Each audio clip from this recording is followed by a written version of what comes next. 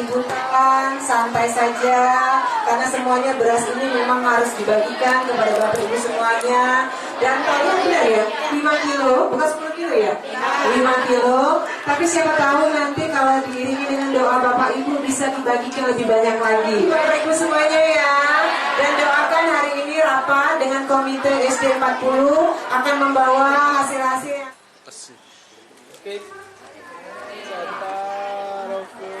Bertemu langsung dengan seluruh jajaran, kepala sekolah dan guru di sini dan juga komite membicarakan banyak hal, terutama mengenai persoalan-persoalan yang dihadapi oleh SD Negeri 40. Ada beberapa usulan supaya infrastruktur yang ada di sini, terutama lapangan yang saat ini mungkin kita sama-sama lihat kan masih tanah ya, sudah disampaikan oleh kepala sekolah sudah bertahun-tahun, hal ini belum juga mendapatkan perhatian dari pemerintah Kota Palembang. Nah, mudah-mudahan dengan kehadiran waktu dari Kota Palembang, usulan ini betul-betul bisa menjadi prioritas.